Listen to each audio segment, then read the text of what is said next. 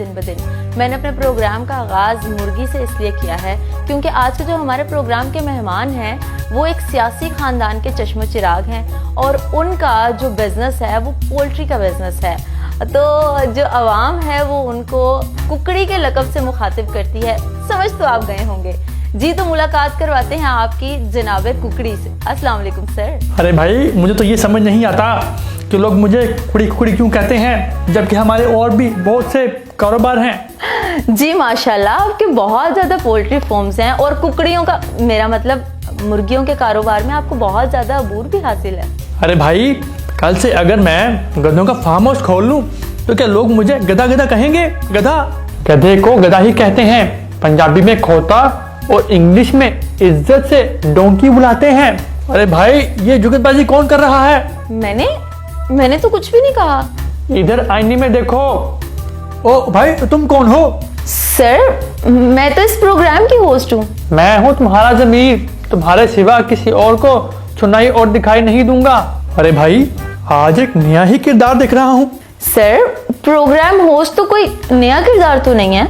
अरे मैं आपकी बात नहीं कर रहा, मुझे यहाँ पर कुछ और भी दिखाई दे रहा है। सर, आप इजाजत दें तो इंटरव्यू का आगाज करें। अरे आपने मुझे इंटरव्यू के लिए ही तो बुलाया है, कुकड़ी मतलब मुर्गी की खरीदो फरोख्त के लिए तो नहीं बुलाया।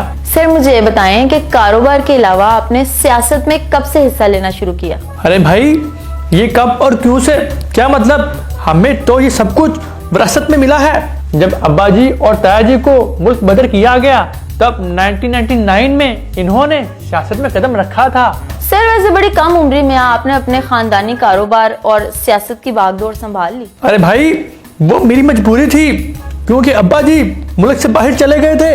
हाँ सर, इस कम उम्र में जेल यात्रा भी करनी पड़ी। अरे पुरानी बातें मुझे याद नहीं, मैं याद दिला दूं, 1994 में अडियाला जेल के नमक भी चख चुके हो। अरे तुम्हें यहाँ मेरी हिस्ट्री शीट को खोलने के लिए बिठा रखा है। सच तो सच्ची है।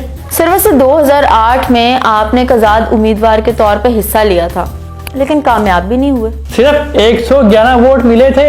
अरे भाई, पहले मेरी तैयारी नहीं थी लेकिन बाद में मेरी पार्टी ने अनअपोज चुन लिया था। बस इसके बाद फिर मजे ही मजे। तो ये बताएं कि आपने कुकड़ी, हाँ, मेरा मतलब है कि पोल्ट्री का कारोबार कब शुरू किया? अरे भाई, मलाइती मुर्गियां ज्यादा अंडे देती थी और हम अंडे बेचते थे।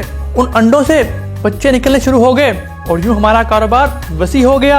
आधा खानदान तो पहले ही विलायती है, फिर विलायती कुकड़ी का कारोबार कोई अजीब बात तो नहीं। अरे भाई, तुम यहाँ पर क्यों रह गए? तुम भी विलायत चले जाते। फिर फिक्र ना करो, जब भी भागोगे मैं तुम्हारे साथ ही होऊंगा। मुझे विलायत जाने में कोई दिलचस्पी नहीं है। अरे भाई, मैं इस आईने वाले को समझा रहा हूँ, हर बात में दखलंदाजी करता है। सर, ये आईना आपको कैसे तंग कर सकता है? इसमें जब भी आप देखेंगे तो खुद को ही देखेंगे। अरे हाँ भाई, दिखने में तो ये हूबहू मेरे जैसा ही लगता है। वैसे ये बताएं, क्या ये बात सच है कि आपने 3 शादियां की हैं लेकिन एतराफ 2 का किया है? ये तीसरी शादी वाला क्या चक्कर है? वाले साहब की तो 5 थी, इनकी तो अभी 3 ही हैं। अरे भाई, मैं 2 शादियां तस्लीम करता हूँ लेकिन तीसरी और चौथी से मेरा कोई ताल्लुक नहीं है। गैर कानूनी शादियों को पैसा दे दिलाकर फारिग कर देते हैं। कहीं आपका सियासी बयान तो नहीं? अरे भाई, जिंदगी में सियासत नहीं चलती, वो भी बीवियों के सामने। दूसरों की बीवियों के सामने सभी चलता है। वैसे आपके वालिद साहब ने 5 शादियां की हैं, आपके पास दौलत के साथ साथ माओं की भी कसर है। अरे भाई देखें, माँ तो एक होती है। वालिद साहब जो हैं वो अपनी मर्जी करते हैं और मैं अपनी मर्जी करता हूँ। सर, फिर भी आपको ऐसी बातों पे कोई एतराज नहीं था?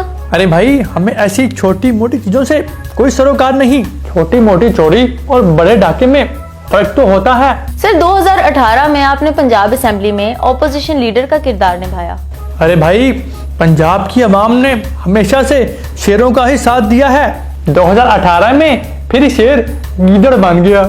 सर, वैसे आपको चीफ मिनिस्टर बनने का बहुत शौक था लेकिन वालिद साहब की मौजूदगी में आप सिर्फ डिप्टी सीएम के ओहदे तक ही पहुंच पाए। हालांकि ऐसा कोई ओहदा आइन में है ही नहीं। अरे भाई, सीएम की गैर मौजूदगी में कोई तो खानदान में ऐसा हो जो उनके बाद जिम्मेदारी संभाल सके। बादशाह का बेटा राजा। मई 2022 में चमचों की मदद से आखिरकार आप सीएम बनने में कामयाब हो ही गए। अरे भाई, हमसे टकराना खालाजी का घर नहीं है। गुंडागर्दी और बदमाशी शुरू से ही इनके खानदान का वतीरा रहा है, वतीरा। सर, इस मुल्क के इदारे हमेशा आप लोगों का साथ देते रहे हैं। रिश्वतखोर हमेशा अपने जैसों का ही साथ देते हैं। अरे भाई, मेरी तायाजात इस मुल्क का मीडिया कंट्रोल करती है और उसके पास सारे इदारों के सरबराहों के काले छट्टे मौजूद हैं। यानी इदारों को ब्लैकमेल किया जाता है? अरे नहीं, वो अपने कानूनों की वजह से हमारे शिकंजे में जकड़े जाते हैं। ये खुद उन्हें काला धंधा करने पर मजबूर करते हैं। अगर ऐसी बात थी तो चंद दिन के बाद ही आपको ट्रस्टी सीएम बना दिया गया। अरे भाई, सियासत में तो ऊंच नीच आती रहती है। वो तो अवामी दबाव की वजह से हार गए थे, वरना इन्होंने बेईमानी और तशद्दुद की सारी हदें पार कर दी थी। आपके अब्बा जी भी इस सारे मामले में आपकी कोई मदद नहीं कर सके। भारी भरकम पहलवान भी कराची से आकर इनको ना बचा पाया। आपके ऊपर करप्शन और मनी लॉन्ड्रिंग के संगीन इल्जामात हैं, इसके बारे में कुछ कहना चाहेंगे? अरे भाई, इस मुल्क में कौन करप्ट नहीं है? हम पर तो सिर्फ इल्जाम है, कुछ साबित तो नहीं हुआ। 5 सबूत जिंदगी से हाथ धो बैठे हैं और इदारे ने भी अपने हाथ खींच लिए हैं। लगता है अब छठा नंबर 13 है। छठा? मैं समझी नहीं। अरे भाई, मैं छठे वकील की बात कर रहा था। अगर वकील बदलते रहो तो अदालत में आगे तारीखें बढ़ती रहती हैं। वैसे आपके अब्बा जी ने हुकूमत संभालते ही 2 एनआरओ हासिल कर लिए, ये वजह भी तो हो सकती है। इनके पास सिर्फ 2 ही रास्ते हैं, एक एनआरओ या फिर मुल्क से फरार हो जाएं। जिसे आप एनआरओ का नाम दे रही हैं वो आईनी रिफॉर्म्स हैं। अरे इससे तो हर कोई मुस्तफीद हो सकता है। यानी करप्शन को लीगलाइज कर दिया गया है और अब पूछने वाला कोई नहीं। आप भी मुल्क से बाहर भाग जाएंगे, इसकी वजह कहीं अदालती केसेस तो नहीं? अरे भाई, मुझे अपने मेडिकल चेकअप के लिए बाहर जाना है। सीएम रहते तो ये चेकअप यहीं पर हो जाता।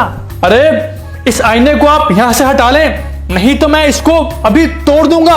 अब तुम सीएम नहीं रहे, तुम्हारा कोई हुक्म नहीं चलेगा और मैं तुम्हें भी देख लूंगा। नाजरीन, सीएम की कुर्सी ना रहने की वजह से इनका दिमागी तवाज़ुन मुझे लगता है खराब हो गया। आप ऐसे करेंगे, मुझे दीजिए इजाजत। अक्स प्रोग्राम के साथ ना दोबारा मिलेंगे। आप जाएं और मैं भी जाती हूँ। अल्लाह हाफिज।